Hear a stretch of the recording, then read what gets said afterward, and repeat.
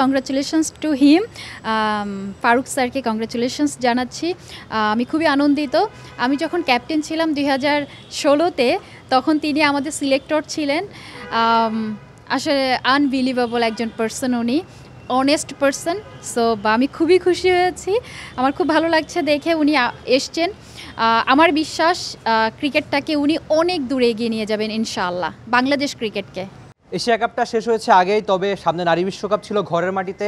সেই ঘরের মাটির বিশ্বকাপের ভেন্যু বদল, সেসব নিয়ে শুনবো বাংলাদেশের সবচেয়ে এক্সপিরিয়েন্স ক্যাম্পেইনার জাহানারা আলমের কাছে। জাহানারা, বিশ্বকাপটা তো যে কোনো ক্রিকেটারের স্বপ্ন থাকে যে ঘরের মাঠে ঘরের দর্শকদের সঙ্গে বিশ্বকাপটা খেলা, তো ভেন্যু তো বদল হয়ে গেল, নিশ্চয়ই একটু খারাপ লাগছে তো বটেই। হ্যাঁ, অবশ্যই এটা এটা আসলে দুঃখজনক আমাদের সবার জন্য। আমাদের অনেক হাই এক্সপেকটেশন ছিল যে প্রায় 9 বছর পরে নিজেদের দেশের ঘরের মাটিতে আবারও বিশ্বকাপ হবে, একটি বড় আসর, যেটা কিনা আমাদের ঘরোয়া স্ট্রাকচার, ক্রিকেটিং স্ট্রাকচার হয়তো কয়েক ধাপ এগিয়ে যেতে পারত। সঠিক প্যাড আর সঠিক তথ্য দিয়ে এসব সামলে নিব এক হয়ে। Monalisa sanitary napkin. এটা আসলেই দুঃখজনক, তবে অনেক কিছু আসলে আমাদের হাতে থাকে না, এটাও তার মধ্যে একটা। So yeah. আর আরেকটা ব্যাপার হচ্ছে, আপনারা এশিয়া কাপটা খেললেন ডাম্বুলাতে, যদিও ওই অর্থে সফল বলছি না আমি, যেহেতু আপনারা সেমিফাইনালে খেলেছেন। সেমিফাইনালে ভারতের সঙ্গে একটা কঠিন ম্যাচে ছিল, তারপর সামনে বিশ্বকাপ। আপনি নিজে দুবাইতে খেলেছেন এর আগে, তো দুবাইতে বা শারজাতে যেহেতু বিশ্বকাপের ম্যাচগুলো হবে, নিশ্চয়ই আপনাদের আগের খেলা আপনি খেলেছেন, জ্যোতিরা খেলেছে, নিশ্চয়ই সেই অভিজ্ঞতাটা কাজে দেবে। হ্যাঁ, ডেফিনেটলি। দেখুন, আমি দুবার খেলেছি দুবাইয়ে, নিগাররা একবার খেলেছে। সো আমার মনে হয় যে দুবাই হলো এমন একটা জায়গা যেখানে আপনি স্পোর্টি উইকেট পাবেন, আশা করতে পারেন যে আপনি আসলে ততটাই যদি স্কিলডফুল হন ব্যাটিংয়ে এবং বোলিংয়ে, আপনি সাকসেসফুল হবেন। সো আমাদের প্রিপারেশন ভালো আছে, হচ্ছে ইনশাআল্লাহ। সামনে আমাদের এনসিএলের মধ্যে আরও কিছু ভালো এগিয়ে আসবো আশা করছি। এবং বাকিটা আল্লাহ ভরসা। আমরা তো অবশ্যই আশাবাদী, যদিও ভেন্যু চেঞ্জ হয়েছে, তবে আমাদের আলটিমেট গোল আসলে চেঞ্জ হয়নি, আমরা সেই গোলেই এগোচ্ছি। সেই আলটিমেট গোলটা কি? ডেফিনেটলি বিশ্বকাপে ভালো করা, জয় আনা, এবং সেটা হতে পারে একটা বা দুটো জয় আসলে পার্সোনালি, ইন মাই ওপিনিয়ন, আমি চাইবো দলের জন্য দুটি ম্যাচ জিততে, দল যেন দুটি ম্যাচ জিতে। তো সেদিক থেকে জয় আসাই আসলে আমাদের সবথেকে বড় অ্যাচিভমেন্ট হবে এই ওয়ার্ল্ড কাপে। আচ্ছা, আমরা যদি বিশ্বকাপে আমাদের প্রতিপক্ষের কথা চিন্তা করি, তাহলে উপমহাদেশের যে শক্তিশালী দলগুলো রয়েছে, শ্রীলঙ্কা, পাকিস্তান বা ইন্ডিয়া, তারা কিন্তু আমাদের গ্রুপে নেই। এটাও নিশ্চয়ই একটা বাড়তি দিক হতে পারে, যেহেতু বাকি প্রতিপক্ষ দলগুলো আমাদের স্পিনাররা খুব ভালো, তো এটা নিশ্চয়ই আমাদের জন্য একটা বাড়তি পাওয়াই হবে। এটা আসলে ডিপেন্ড করে, আমি যেটা বললাম যে পার্টিকুলার ডেতে আপনি কি পারফর্ম করছেন, কতটুকু আপনি ডেলিভার করছেন আপনার স্কিলটা। সো ইয়েস, আমাদের কিন্তু ভালো পেসারও আছে, নট অনলি স্পিনার। আপনি নিজেই তো। আমি নিজে ওকে, আর মারুফার কথা ভুলে গেলে চলবে না, এবং দলের সাথে যারা বাকিরা আছেন।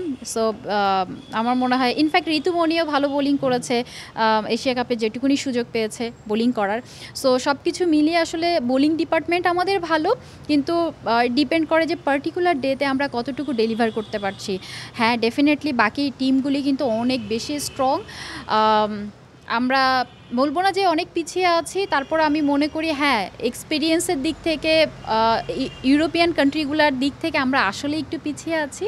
ইনফ্যাক্ট আমরা কম্পিটিটিভ ম্যাচ অনেক কম খেলি। সো এদিক থেকে আশা করছি প্রিপারেশন ওয়াইজ যদি আমরা ডেলিভার করতে পারি, ইউনিট ওয়াইজ আমরা যদি কালেকটিভ পারফরমেন্স শো করতে পারি, দেন আমরা উইনটা পেতে পারি ইনশাআল্লাহ। আর আজকে নতুন বিসিবি সভাপতি পেল ফারুক ভাই, দায়িত্ব নিলেন, তো আপনি একজন নারী ক্রিকেটার, তাও এক্সপিরিয়েন্স ক্রিকেটার হিসেবে নতুন বিসিবি সভাপতির কাছে আপনার প্রত্যাশা কী থাকবে নারী ক্রিকেটের জন্য? ফার্স্টে কংগ্রাচুলেশনস টু হিম। ফারুক স্যারকে কংগ্রাচুলেশনস জানাচ্ছি। আমি খুবই আনন্দিত। আমি যখন ক্যাপ্টেন ছিলাম 2016-তে, তখন তিনি আমাদের সিলেক্টর ছিলেন। আসলে আনবিলিভেবল একজন পার্সন উনি, অনেস্ট পার্সন। সো আমি খুবই খুশি হয়েছি, আমার খুব ভালো লাগছে দেখে উনি এসছেন। আমার বিশ্বাস ক্রিকেটটাকে উনি অনেক দূরে এগিয়ে নিয়ে যাবেন ইনশাআল্লাহ, বাংলাদেশ ক্রিকেটকে। আর ঘরের মাঠে যেহেতু বিশ্বকাপটা হচ্ছে না, দর্শকরা একটু হতাশ, তো দর্শকদের জন্য আপনার কোনো বার্তা থাকবে কিনা, যেহেতু আপনাদের পাশে তারা সবসময় থাকে?